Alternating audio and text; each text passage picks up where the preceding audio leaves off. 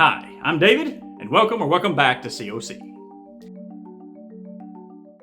In this video, and the next, the good Lord willing, we're going to talk about saints every Christian should know. The word saint comes from the Latin word sanctus, which means holy. Saints are individuals who reach a profound level of sanctity during their lives and now dwell in the presence of God. Throughout church history, saints have come from every walk of life. Men and women, young and old, rich and poor, emperors and empresses, kings and queens, masters and slaves, popes and patriarchs, bishops and martyrs, missionaries and monks, scholars and theologians. Some of them shaped the great doctrines of the faith. Some of them carried the gospel across oceans. Some of them comforted the afflicted during times of plague, and some of them lived hidden lives of prayer and service. Saints show us that holiness is not limited to one path. It can be found in the crowded streets of the city, in the silence of the desert, in the classroom, or in the hospital ward. In studying the lives of the saints, you and I are reminded of the universal call to holiness, that every Christian, no matter their state in life, is called to become a saint. A few things I want to mention here. First, the saints we're going to talk about are all outside the Bible. Talking about the men and women in the Bible would easily be several more videos, and I might do some of those one of these days. But this video and the next are only going to be about saints who came after the Bible was compiled. God used men and women in the Bible, so why wouldn't he continue to do so after the canon was closed? Well, I've got news for you. He did. And some of them are who we're going to talk about. Second, the church often distinguishes saints by dividing them into different classifications. Things like apostles, confessors, doctors, martyrs, passion bearers, prophets, hierarchs, and monastics. And in some of these cases, these classifications can be subdivided even further. For example, martyrs can be further subdivided into green martyrs, red martyrs, or white martyrs. Well, I'm not going to divide the saints into different classifications because the classifications are not exactly rigid categories, and there's some overlap because a lot of saints fit into more than one. Lastly, I'm not going to mention the particular feast days or patronages of the saints. Feast days are, of course, the days on which we venerate the saints, and their patronages are, of course, what they're the patron saint of. Things like particular afflictions, causes, locations, occupations, or even specific situations.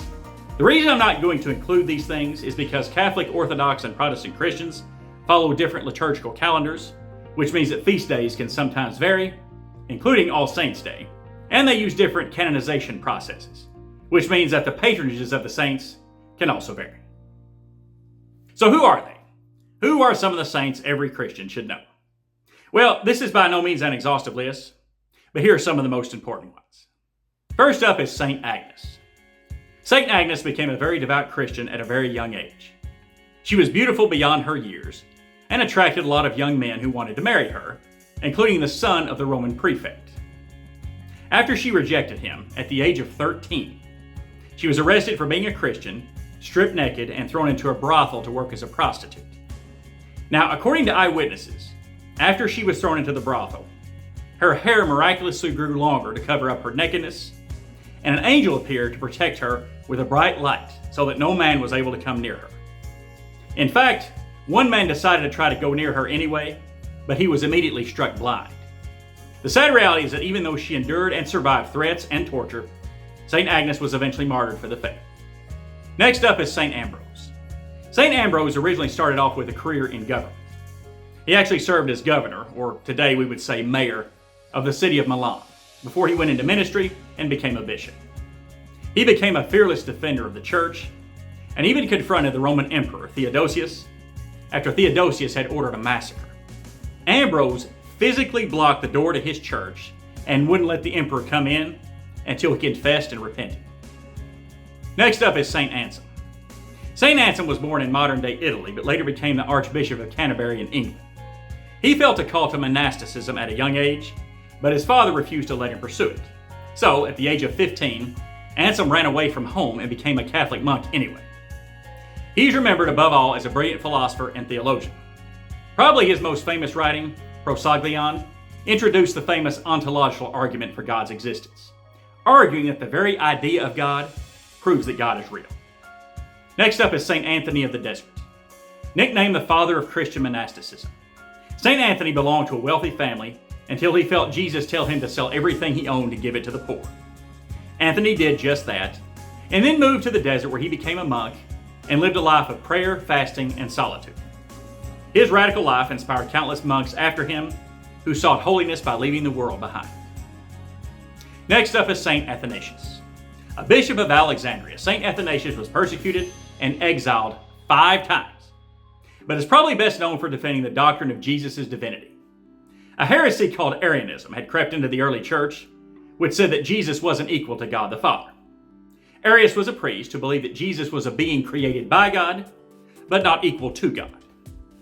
Athanasius argued that Jesus is equal to God, and some of his writings, especially on the Incarnation, remain foundational for Christian theology today. Also this, Athanasius' famous Easter Festal or Pastoral Letter of 367 outlined what books belonged in the New Testament and helped future church councils finalize the canon of the Bible. Next up is St. Augustine.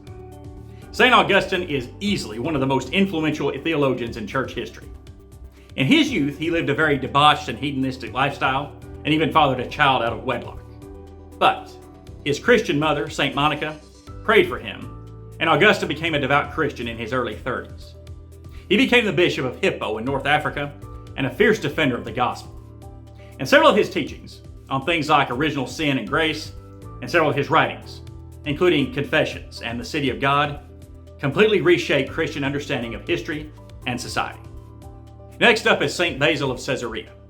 One of the 3 Cappadocian fathers, along with his brother St. Gregory of Nyssa, and one of their close friends, St. Gregory of Nazianzus. St. Basil was born into a devout Christian family and was a fierce defender of the faith against heresies like Arianism, which I just mentioned, and another heresy called Apollinarianism, which said that since Jesus was human, he must have been a sinner too. Basil also started a hospital called the Basiliad, which treated a wide variety of ailments and diseases, and it had a special ward for what we would today call hospice patients, people who were terminally ill. Next up is St. Benedict, nicknamed the father of Western monasticism. St. Benedict was a Catholic monk and even established a monastery where he wrote the famous St. Benedict Rule, admonishing monks to emphasize things like prayer, humility, obedience, stability, and work. The St. Benedict Rule basically became the blueprint for monasteries across Europe for the next several hundred years. Here's a funny story about St. Benedict. Apparently some of his fellow monks didn't like him, and one day they tried to poison him. However, when he prayed over the wine they gave him to drink and made the sign of the cross, the glass completely shattered. Next up is St. Catherine of Siena. Born the youngest of 25 children, St. Catherine became a Catholic nun and dedicated her life to prayer and service. Despite having no formal education, her spiritual wisdom impressed popes, kings, and laity alike. Her most famous writing, the Dialogue, revealed her mystical experiences with God, emphasizing God's love and mercy. Several miracles were attributed to her, including mystical experiences, the stigmata, and having survived almost exclusively by only eating and drinking the Eucharist for the last 7 years of her life. Next up is St. Christopher. A lot of stories associated with St. Christopher are based on legend, but what is widely believed about him is that he lived in the 3rd century and was widely known as a gentle giant, a man of great size and strength. In fact, some stories say that he was over 7 feet tall. He became a Christian after allegedly having a mystical experience with Jesus and spent the rest of his life helping others, especially helping people cross a dangerous river he lived nearby. His name, Christopher, literally means Christ bearer. Next up is St. Clement. When he was young, St. Clement traveled to Galilee after hearing about a mysterious man named Jesus Christ. He eventually became a Christian and was ordained a bishop in Rome by the Apostle Peter himself. As the Bishop of Rome, now called the Pope, he became well known for some of his writings, including a letter he wrote to the church in Corinth. Clement was originally exiled for being a Christian, but he was ultimately martyred for the faith by being tied to an anchor and thrown into the ocean. Next up is St. Constantine the Great. Constantine was an emperor of the Roman Empire, and when he became emperor, Christianity was illegal. However, that all changed in the year 313 when he issued the Edict of Milan that legalized Christianity and effectively ended the persecution of Christians. 12 years later, in 325, Constantine also convened the Council of Nicaea, the very first ecumenical council of the church that outlined some basic beliefs and practices of the faith and produced the Nicene Creed, the first major creed that outlined the basic tenets of the faith. Next up is St. Cyprian of Carthage. St. Cyprian was born into a wealthy pagan family, but became a Christian when he was an adult and gave away a lot of his wealth to the poor. He later became the Bishop of Carthage in North Africa, and some of his writings, most notably on the unity of the Catholic Church and on the lapsed, addressed issues like church unity and reconciliation for Christians who came back to the church after renouncing their faith. He led his church during the persecution of the Roman Emperor Valerian and was ultimately beheaded for the faith. Next up are St. Cyril and St. Methodius, nicknamed the Apostles to the Slavs. St. Cyril and St. Methodius were brothers who were Orthodox missionaries to the Slavic people in Eastern Europe.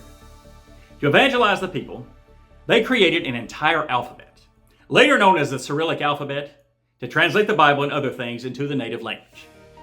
They later got caught in the crossfire of church politics due to the growing tensions between the East and the West, but they basically laid the foundation for Christianity in Eastern Europe. Next up is St. Damasus. St. Damasus was a pope of the Catholic Church and is best known for changing the church's liturgical language from Greek to Latin, helping restore the catacombs and relics of martyrs, and for convening the Council of Rome, which decided which books belonged in the Bible. After the council, he commissioned St. Jerome to translate the Bible into Latin, a translation that became known as the Vulgate and became the standard Bible for most Christians in the West for the next 1,000+ years. Next up is St. Damien. St. Damien was a Catholic missionary on the island of Molokai in Hawaii. He worked in a leper colony to build churches, houses, and schools, and to provide food and health care for the indigenous people there. Unfortunately, after working in the leper colony for 16 years, he contracted leprosy himself and died. Among other things, his work helped bring international attention to the leprosy crisis in Hawaii at the time. Next up is St. Denis. I've actually heard his name pronounced St. Denis or Denai, but I'm going to go with St. Denis because why not? Anyway, St. Denis was a missionary to what is today France, and he preached the gospel with a fiery zeal. He actually converted a lot of people, but his success made him a target of the Roman authorities. He was ultimately arrested, tortured, and beheaded. Now check this out. According to legend, after he was beheaded, his body miraculously stood up, picked up his head, and walked for several miles while he continued to preach. Onlookers didn't know what to make of this, but he continued to preach until he finished his sermon and finally collapsed. Next up is St. Faustina Kowalska, nicknamed the Apostle of Divine Mercy. St. Faustina was a Catholic nun who had a vision of Jesus that changed her life when she was 19. Over the years, she had multiple visions of Jesus, which she recorded in her diary that was later published as The Divine Mercy in My Soul. On one of the occasions, Jesus appeared to her and told her to paint an image of him with the signature, "Jesus, I trust in you." Her revelations emphasize that no sinner is beyond redemption if they turn to the Sacred Heart of Jesus. Several miracles were attributed to her, including mystical experiences and the stigmata. Next up is St. Francis of Assisi. Born into a life of wealth and privilege, St. Francis renounced all of it and embraced a life of poverty and simplicity. He loved animals and saw all of creation as a reflection of God's glory. Legend has it that he could actually talk to animals. He also cared for the poor, created the Franciscan religious order of monks in the Catholic Church, and is believed to have set up the first nativity scene at Christmas.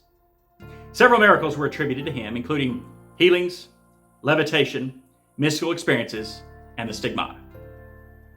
Next up is St. Francis Xavier, nicknamed the Apostle of the Indies. St. Francis Xavier was one of the greatest Catholic missionaries of the modern era. He traveled across the ocean to places as far away as India, Japan, and parts of Southeast Asia, preaching the gospel and baptizing tens of thousands of people. In fact, he had plans to travel to China, but before he left, he got sick with a fever and died. Several miracles were attributed to him, including incorruptibility and raising people from the dead. Next up is St. Frumentius. St. Frumentius is credited with introducing Christianity to what is today Ethiopia and Eritrea. When he was young, he and his brother were captured by pirates and sold into slavery. And while he was a slave, he was made the personal secretary and treasurer to the king of the Aksumite Empire in East Africa. He preached the gospel to the king, and the king eventually became a Christian, and then made Christianity the official state religion of the empire. Frumentius then helped establish Christian communities all throughout the kingdom. Next up is St. Gianna Molla. St. Gianna was a pediatrician who combined her professional excellence with her devout Catholic faith. She got married and yearned to have a big Catholic family. But when she was pregnant with baby number 4, doctors discovered that she had a tumor in her uterus. She had the tumor removed, and thankfully the unborn baby survived. However, she started experiencing some complications afterwards. And she told her doctor that if things got worse and it had to be her or the baby, save the baby. The baby was later delivered by C-section, but she died about a week later from an infection. Next up is St. Gregory the Great. St. Gregory was a pope of the Catholic Church who was born into a life of wealth and privilege, but gave it all up to become a monk. He actually didn't want to be the pope, but he got elected anyway. He is best known for caring for the poor. He actually invited poor people to eat with him at every meal, sending missionaries to new places, reforming the liturgy, which included possibly creating the famous Gregorian chant, and for writing the Book of Pastoral Rule, which became a standard for church leadership for generations to come. Next up is St. Gregory Palamas. St. Gregory was an Orthodox monk who is best known for defending hesychasm. Hesychasm is a Greek word that means silence or stillness, and it was a prayer technique used by monks in the Orthodox Church. It involved praying unceasingly and using a special breathing technique in order to achieve a direct knowledge of God. Critics argued that it was heretical because it said it was possible for a person to experience God's uncreated energies. Supporters, including St. Gregory, argued that it was possible for a person to experience God's uncreated energies because he shares them with his created beings. In the end, Gregory and his supporters won, and hesychasm became an accepted prayer technique in the Orthodox Church.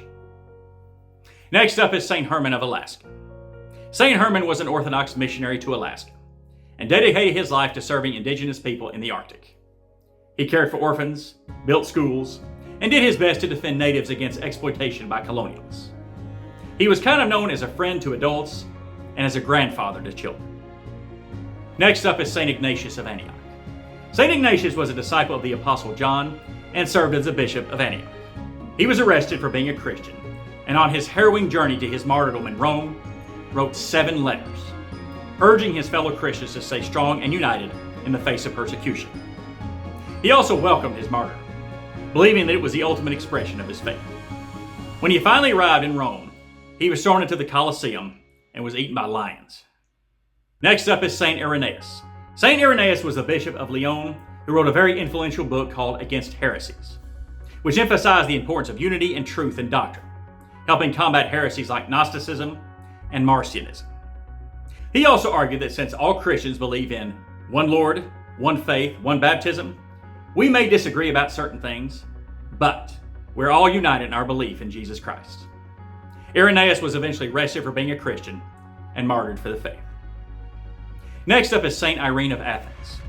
St. Irene was empress when her husband, Leo IV, was emperor of the Byzantine Empire. After he died, their son, Constantine VI, became emperor, but Irene still pulled the strings. And one of the things she made her son do was convene the Second Council of Nicaea to restore the veneration of icons. Iconoclasm was a heresy in the church at this time, and she tried to stamp it out. Next up is St. Jerome. I mentioned him earlier, but St. Jerome was a great scholar whose greatest gift to the church was that he translated the Bible into Latin, the Bible translation known as the Vulgate. Jerome actually spent much of his life in Bethlehem and lived as a monk near the cave of the Nativity where Jesus was born. He dedicated his life mainly to studying and writing, and his commentaries on the scriptures remain spiritual treasures to this day. Next up is St. Joan of Arc. St. Joan of Arc was born into a peasant family, and at the age of 13, began receiving visions from several saints, telling her to help liberate France from British occupation during the 100 Years' War. At the age of 17, she actually led French troops to several key victories, but was eventually captured and burned at the stake for heresy. What's interesting is that 25 years after she died, a court found her not guilty of heresy, so she shouldn't have been burned at the stake at all. A little late for that. Next up is St. John Chrysostom. Nicknamed Chrysostom, which is Greek for golden-mouthed, St. John is one of the greatest preachers in church history. As the Archbishop of Constantinople, he spoke boldly against the abuses and extravagance of the wealthy, and even challenged the Empress of the Byzantine Empire personally, who had him exiled twice. His homilies were clear, direct, and passionate, urging Christians to live out the gospel by caring for the poor and and living lives of holiness. He also created a divine liturgy, the Divine Liturgy of St. John Chrysostom, that is still used in many Orthodox churches today. Next up is St. John Climacus. St. John was an Orthodox monk who lived as a hermit on Mount Sinai in Egypt, and later became the abbot of the monastery there, now known as St. Catherine's Monastery.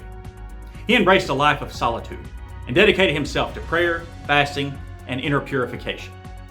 His most famous writing, The Ladder of Divine Ascent, outlines a symbolic ladder of 30 steps we can all take to achieve spiritual perfection. Next up is St. John of Damascus. St. John of Damascus was another saint who was born into wealth and privilege, but forsook it all to become an Orthodox monk. During his lifetime, a heresy called iconoclasm, which I mentioned earlier, had infiltrated the church. So he became a staunch defender of the veneration of icons. He argued that while we should only worship God and God alone, we can venerate icons because God became visible in the flesh. Next up is St. John of Kronstadt. St. John of Kronstadt was an Orthodox priest who dedicated his life to ministering to criminals and to serving the poor. His fiery homilies and ability to perform miracles, especially healings, attracted thousands and thousands of people from across Russia. He actually even survived an assassination attempt after he was severely beaten and stabbed and left for dead. Next on our list is St. John of Shanghai and San Francisco. St. John of Shanghai and San Francisco was an Orthodox monk who served as a missionary to China, Europe, and the United States. He became known for his ascetic lifestyle, often walking barefoot and eating and sleeping very little.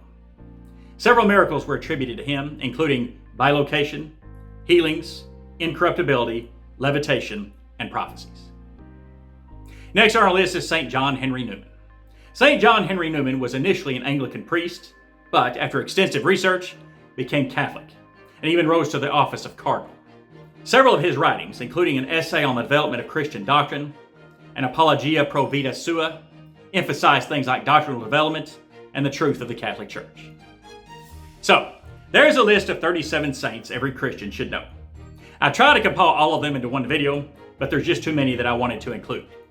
In fact, there is no official number of saints, but some estimates say that there are over 10,000.